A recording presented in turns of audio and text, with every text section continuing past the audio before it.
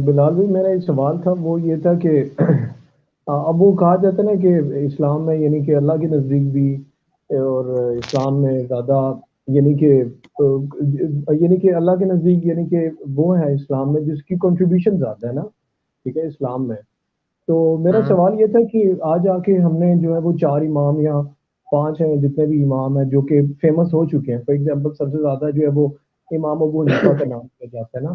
تو دیکھا جائے تو لاجیکلی ان کی دین میں اسلام میں کوئی اتنی کنٹریبیوشن تو دیکھا جائے وہ نہیں ہے نا. ٹھیک ہے، یہ آج آ کے وہ یہ کہتے ہیں کہ انہوں نے جو ہے وہ اپنے خلیفہ وقت یعنی کہ جو اپنے دور میں یعنی کہ عہدہ قبول کرنے سے جو ہے انہوں نے یعنی کہ انکار کر دیا تھا. ٹھیک ہے، تو اگر انہوں ہوں نے انکار کر دیا تھا تو اس میں ہمارا تو کوئی فائدہ نہیں ہے نا. یعنی کہ امت پر تو انہوں نے کوئی احسان نہیں کیا، اپنی آخرت جو ہے وہ بچائی ہے، اپنی قبر بچائی ہے. تو اس میں امت کے لیے تو انہوں نے کوئی ایسا وہ دیکھا جائے تو اس میں عہدہ قبول نہ کر کے ہمارے پہ کوئی احسان تو نہیں کیا نا. ٹھیک ہے، اور دیکھا جائے تو کنٹریبیوشن کے حوالے سے اسلام میں کنٹریبیوشن کے حوالے سے فار ایگزامپل دیکھا جائے قرآن کی یعنی کہ قرآن کو جمع کرنا، پھر احادیث کو کمپائل کرنا. ٹھیک ہے، یہ چیزیں میرے خیال سے پریفرنس پہ آتی ہیں، بجائے اس کے کہ ہم نے جو اماموں کو اتنا مشہور کیا ہوا، حالانکہ ان سے زیادہ یعنی کہ لوگوں نے کنٹریبیوشن کیا ہوا ہے اسلام میں. ٹھیک ہے، صحابہ کے دور میں، پھر اس کے بعد تابعین نے، تبع تابعین نے. اور میرا ایک اور اسی سے متعلق ہے ایک کوشچن میں یہ پوچھنا تھا اسی کے اندر، یہ جو امام ابو حنیفہ کی طرف ایک منسوب کتاب ہے جو کہ وہ کہتے ہیں جی الفقہ الاکبر ہے، پتہ نہیں کون سی کتاب ہے، تو کیا یہ مستند کتاب ہے؟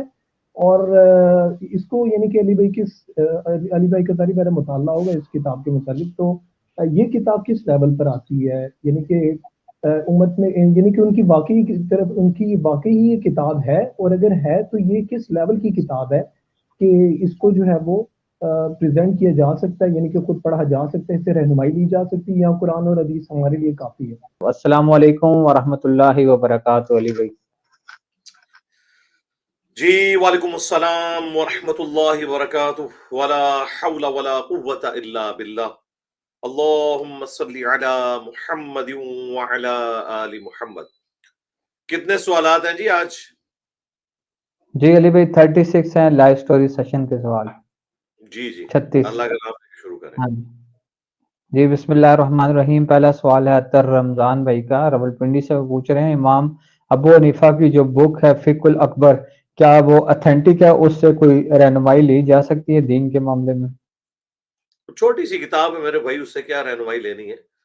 فقہ الاکبر کہتے ہیں عقائد کو، اصولی باتیں جس میں لکھی ہوئی ہوں، جس میں فروعی مسائل ہوتے ہیں اسے چھوٹی فقہ کہا جاتا ہے. یہ بڑی فقہ ہے، اس میں عقیدوں کا ذکر ہے. چھوٹی سی ایک کتاب ہے، اس میں تو کئی ایسے عقائد ہیں جن کے ساتھ خود حنفی بھی ایگری نہیں کرتے. مثلاً اس میں سب سے خطرناک عقیدہ یہ لکھا ہے کہ نبی علیہ السلام کے ماں باپ کفر کی حالت میں دنیا سے گئے، نعوذ باللہ. پھر ملا علی قاری نے اس کے دفاع کے اوپر پورا ایک کتابچہ بھی لکھا. یہ آج جو وہابیوں کے متھے مارتے ہیں جو بات، تو وہابیوں کا نمبر تو بعد میں آئے گا. پہلے تو ملا علی قاری کو اور امام حنیفہ کو پوچھے نا کہ اس نے یہ حرکت کیوں کی. تو قرآن و سنت پڑھے میرے بھائی، ان لوگوں کا کیا لینا دینا. نیکسٹ. اگر باپ اپنی مطلب زندہ ہوتی اگر تقسیم وراثت کرے تو وہ ٹھیک ہے؟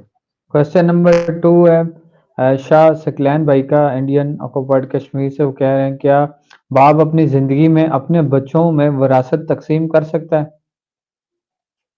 نہیں کر سکتا جی. وراثت مرنے کے بعد تقسیم ہوتی ہے. وراثت کے اوپر میری تفصیلی ویڈیو دیکھ لیں. وراثت کا مطلب یہ ہے کہ جو بندہ مر جاتا ہے، جو ترکہ چھوڑتا ہے، اس کو آپ نے ڈسٹریبیوٹ کرنا ہے. اپنی زندگی میں نہیں دیتا. وہ حبہ ہوتا ہے، وہ بھی 1/3 مال کا تو آپ دے سکتے ہیں، وہ بھی ایکولی ڈسٹریبیوٹ ہوگا. 2/3 آپ نے چھوڑ کے مرنا ہوگا. وراثت کیلکولیٹ کرنے کا طریقہ میری ویڈیو دیکھ لیں. نیکسٹ. میرا پاس زکوٰۃ فرض ہو چکا ہے، لیکن میرا پاس زکوٰۃ فرض ہونے کے بعد کچھ دن بعد میرا پاس اور بھی پیسہ ایڈ ہو گیا ہے، کیا اس پر بھی زکوٰۃ دینا پڑے گا؟ کوشچن نمبر 3 ہے رفت بھائی کا، بنگلہ دیش سے. وہ کہہ رہے ہیں کہ مجھ پر ابھی کچھ دن پہلے ہی زکوٰۃ فرض ہوئی تھی، اور اس کے بعد 2-3 دن بعد فرض ہونے کے بعد میرے پاس 5 لاکھ روپیہ اور آ گیا، تو کیا اس پہ بھی زکوٰۃ دینا ہوگی مجھے؟ بہتر تو یہ کہ دے دیں. کیونکہ آپ کے لیے پھر کیلکولیشن کرنا مشکل ہو جائے گا. اس طرح تو جو مال ایڈ ہوتا جائے گا تو ہر ایک کے لیے پھر سال علیحدہ سے آپ کو رکھنا پڑے گا. اسی لیے جو اکثر علماء کی رائے یہ ہے کہ جو مال ایڈ ہو جاتا ہے نا، بھلے اس پہ سال بھی نہ گزرا ہو، اگر کوئی شخص صاحب نصاب ہے تو وہ اسی وقت سے اس کی زکوٰۃ شروع کرتے ہیں.